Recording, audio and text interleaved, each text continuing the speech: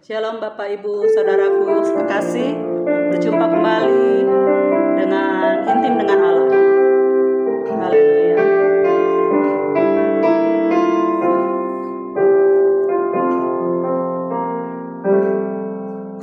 Ku datang ya Bapa dalam kerinduan, memandang keindahan-Mu.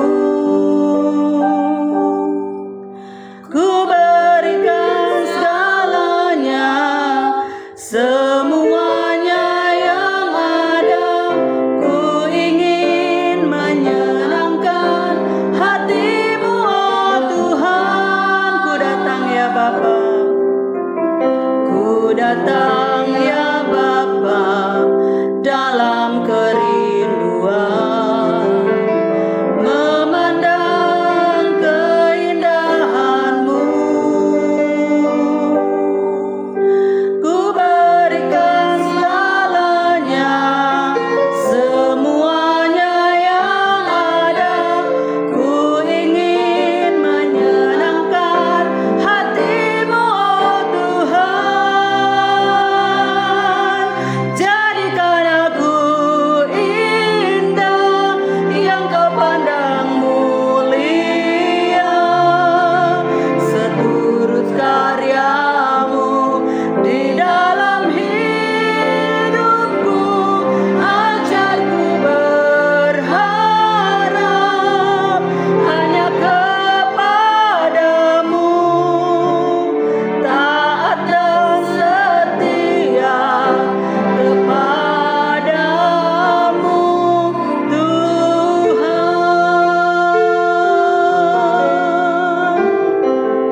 Haleluya.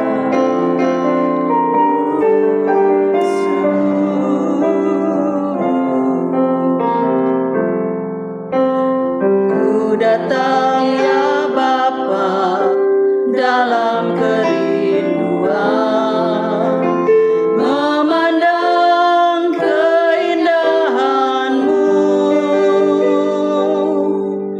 Ku berikan segalanya, semuanya yang ada.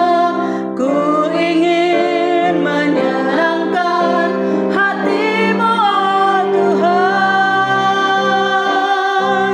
Jadikan aku indah yang Kau pandang mulia, seturut karya-Mu di dalam hidupku.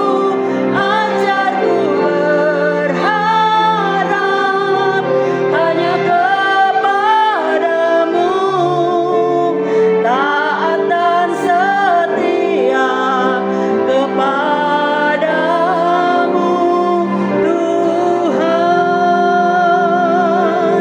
Jadikan aku indah yang Kau pandang mulia, seturut karya-Mu di dalam hidupku. Ajarku berharap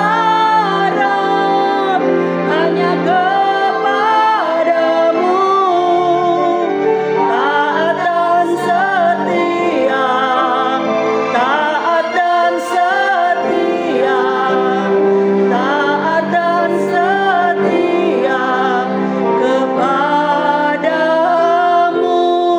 Tuhan. Haleluya. Biarlah kami semakin hari semakin taat dan setia kepadamu ya Tuhan. Hari ini kami mau mendengarkan firman-Mu. Berfirmanlah Engkau ya Tuhan, berbicaralah bagi kami. Hanya di dalam nama Tuhan Yesus Kristus kami mengucap syukur. Haleluya. Amin. Shalom Bapak Ibu Saudara-saudara sekalian. Kita berjumpa kembali hari ini, hari Sabtu tanggal 9 November 2024 di dalam renungan harian. Judul renungan kita hari ini adalah Nasihat bagi orang muda. Kita baca dalam Titus pasal yang kedua ayat 6-8 dan Pengkhotbah 12 ayat 1. Saya akan membacakannya. Titus pasal 2 ayat 6-8. Tetapi demikian juga orang-orang muda. Nasihatilah mereka supaya mereka menguasai diri dalam segala hal. Dan jadikanlah dirimu sendiri suatu teladan dalam berbuat baik. Hendaklah engkau jujur dan bersungguh-sungguh dalam pengajaranmu, sehat dan tidak bercela dalam pemberitaanmu, sehingga lawan menjadi malu, karena tidak ada hal-hal buruk yang dapat mereka sebarkan tentang kita. Kemudian dalam Pengkhotbah 12 ayat 1 mengatakan, ingatlah akan penciptamu pada masa mudamu, sebelum tiba hari-hari yang malang dan mendekat, tahun-tahun yang kau katakan tak ada kesenangan bagiku di dalamnya. Bapak Ibu Saudara, berdasarkan Undang-Undang Nomor 40 tahun 2009 tentang kepemudaan, maka yang disebut pemuda adalah mereka yang berusia 16 sampai 30 tahun. Berdasarkan hasil survei BPS, Badan Pusat Statistik pada tahun 2023, terdapat sekitar 66,5 juta jiwa, yaitu sekitar 23,86% yang berusia antara 0 sampai 14 tahun. Ada 66,9 juta jiwa atau 24% yang berusia antara 15 sampai dengan 29 tahun. Dan 63,8 juta atau 22,89% yang berusia 30 sampai dengan 44 tahun. Jika kita jumlahkan yang berusia 0 sampai 44 tahun adalah 197,2 juta jiwa, yaitu sekitar 70,76%. Dan yang berusia 0 sampai 29 tahun adalah 133,4 juta jiwa atau 47,87% dari seluruh penduduk Indonesia. Nah, saudara melihat angka-angka ini, betapa pentingnya gereja Tuhan memperhatikan generasi muda yang jumlahnya hampir separuh penduduk Indonesia. Sebab jika gereja lalai memperhatikan mereka, dunia akan menarik mereka menjauh dari Tuhan. Dunia sedang menawarkan hal-hal yang begitu mempesona bagi generasi muda. Dan dengan munculnya smartphone, maka dalam satu benda yang kecil, orang begitu asik menghabiskan waktu mereka sepanjang hari dengan smartphone mereka. Jika tidak waspada, maka hal-hal ini merebut kebutuhan dan ibadah mereka kepada Tuhan. Bahkan di tengah-tengah ibadah pun, hati dan perhatian masih dialihkan kepada smartphone. Inilah berhala masa kini yang membuat Allah cemburu. Alkitab banyak bicara tentang orang muda. Beberapa tokoh Alkitab yang terkenal dalam masa mudanya adalah seperti Yusuf, Gideon, Daud, Daniel, Sadrak, Mesak, Abednego, Paulus, Timotius, dan lain sebagainya. Yesus sendiri memilih 12 orang muda sebagai murid-muridnya. Rasul Paulus dalam tulisan-tulisannya menaruh perhatian yang besar kepada orang-orang muda. Titus 2 ayat 6-8 adalah salah satu tulisannya yang ditujukan bagi orang-orang muda Kristen. Pengkhotbah banyak menulis untuk orang-orang muda. Nah, sebagai orang muda yang memiliki masa depan yang masih panjang dan seringkali disebut sebagai harapan bagi keluarga dan juga bagi bangsa dan negara, orang muda menjadi incaran dari iblis. Iblis menggunakan keindahan dunia untuk mempesona orang muda. Iblis menggunakan kenikmatan dunia untuk menjauhkan mereka dari Tuhan. Orang-orang muda harus menyadari akan bahaya yang mengincar mereka.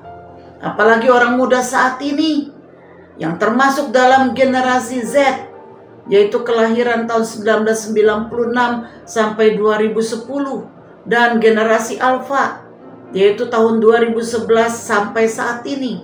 Ini adalah generasi yang lahir di era digital. Beberapa bahaya yang mengancam generasi muda ini yang perlu diketahui agar bisa dihindari adalah ini, saudara. Yang pertama, bahaya kemalasan dan maunya senang-senang saja. Tidak berdaya juang tinggi, mudah menyerah. Firman Tuhan mengatakan kepada pemalas agar belajar dari semut agar menjadi bijak. Amsal 6 ayat yang ke-6. Pemalas akan mengalami kemiskinan di dalam Amsal 6 ayat yang ke-11. Yang kedua, saudara, bahaya kelonggaran dan kenyamanan. Disiplin dalam rumah tangga sudah kendor karena dilindungi oleh Undang-Undang Hak Asasi Manusia atau HAM. Orang tua cenderung memanjakan anak dengan benda-benda. Anak-anak secara mudah mendapatkan segala sesuatu.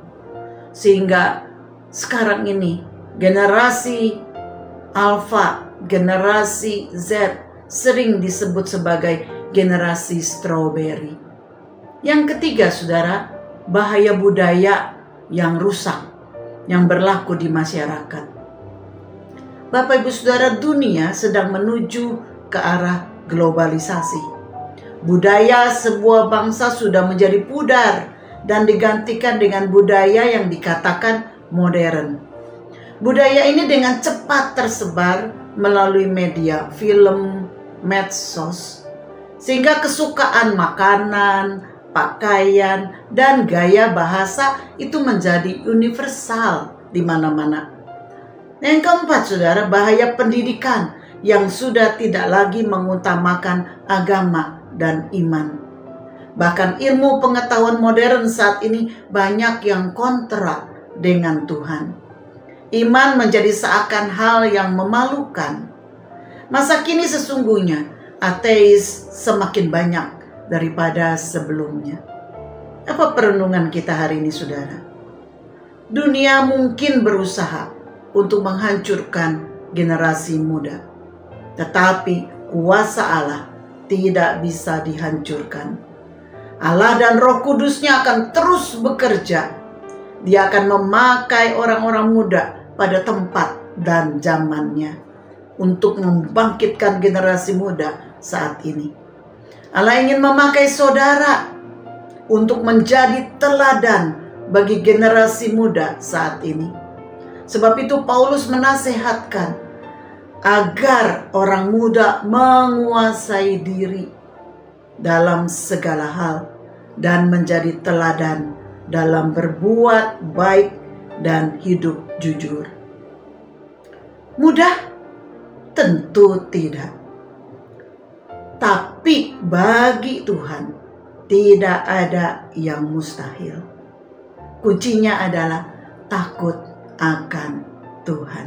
Dalam Amsal 14 ayat 27 dikatakan, takut akan Tuhan adalah sumber kehidupan sehingga orang terhindar dari jerat maut. Mari kita berdoa. Bapa, saat ini kami berdoa untuk generasi muda yang ada. Para anak-anak Tuhan yang masih tergolong dalam generasi muda. Tuhan, Engkau bangkitkan mereka agar mereka boleh menjadi contoh dan teladan di dalam dunia yang gelap ini, agar mereka bisa menjadi contoh yang baik bagi generasi Z, generasi Alpha yang saat ini ada di dalam bilangan yang cukup besar di dalam negara kami. Dan saat ini generasi ini menjadi mangsa yang sangat empuk dari kenikmatan dunia, dari kuasa kegelapan. Sebab itu Tuhan, selamatkan generasi muda. Dan biar kiranya anak-anakmu, para umatmu, generasi muda yang ada di dalam Tuhan, mereka boleh menjadi terang dan garam bagi sekelilingnya. Terima kasih ya Bapak. Terima kasih. Di dalam nama Yesus kami mengucap syukur dan berdoa. Haleluya. Amin. Kiranya Tuhan memberkati kita semua. Shalom.